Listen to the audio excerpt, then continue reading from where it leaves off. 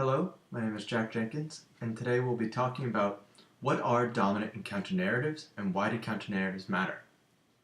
A dominant counter-narrative is defined as a type of media that reaffirms dominant ideologies such as heteronormativity and the white middle-class lifestyle.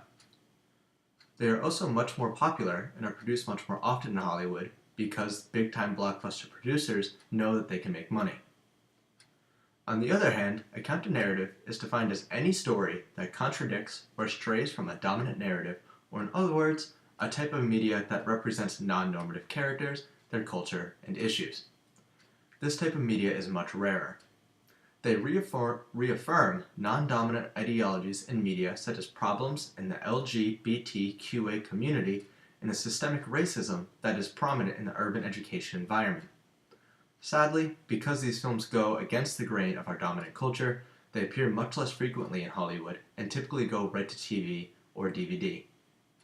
Now, why do counter-narratives matter? Counter-narratives are incredibly important because they shine light on marginalized groups and act as the guide to building empathy and understanding for these groups from dominant narrative citizens. Also, marginalized groups in dominant narratives typically are depicted as stereotypes, which is terrible and follows along with what Chimamanda Adichie says in her TED Talk about single stories and how multiple perspectives are crucial in understanding all aspects of culture.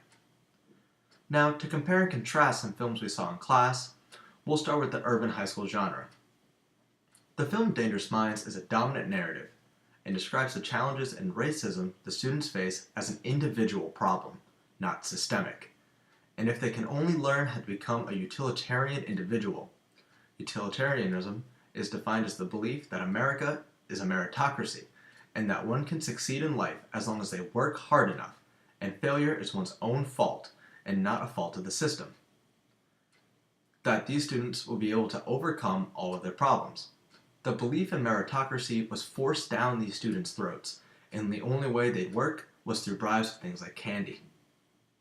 The white savior of this film, the teacher, is little more than a babysitter who quote-unquote civilizes these students and gets them to act in a utilitarian way, which is terrible and not how you get students to succeed. In essence, Dangerous Minds offers no real solution to the problems faced in inner-city schools and is a very prominent, dominant narrative. On the other hand, Walkout is a counter-narrative that describes the challenges and racism that students face as a systemic problem, and the students learn how to overcome their problems through the desire for utilitarian individualism, and they act by taking a stand against the problems in their school. Sal Castro, the main character's teacher, acts as a guide for them in actually helping them solve their problems and fosters their feelings of being marginalized and helps them find solutions that are both constructive and nonviolent.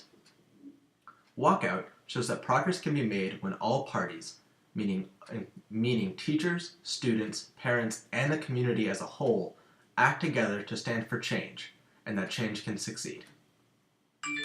Now, to shift gears to the suburban high school genre covered earlier this year, let's analyze Pariah, another counter-narrative with an all-black cast and lead female main character, which is rather important given what Imram Siddiqui discusses in her article entitled Why a Black Annie is So Significant, where she goes in depth about the marginalization of black female actors in Hollywood. On top of that, the main character, Alike, is lesbian and openly explores her sexuality throughout the film in order to understand herself better, which harks upon the problems in the LGBTQA community and their story of first exploring their non-heterosexuality. And her relationship with her parents is strained due to who she hangs out with. Her parents assume that they're thugs, and her inability to have her parents accept her sexuality. This film realistically depicts a family and the love and care that they have for one another, yet the arguments that they can get into and the strains that this can cause on a family's dynamic and relationships, in a way that most other films don't. And there is no happy ending in Pariah. By the end of the film, Alike leaves to go cross-country from New York to UC Berkeley to start college early without talking to her family, thus making it an incredibly strong counter-narrative that goes against a lot of non-dominant culture. In conclusion, counter-narratives matter because they shine light on marginalized groups and act as the guide and voice for building empathy and understanding for these groups from dominant narrative citizens. Thank you very much.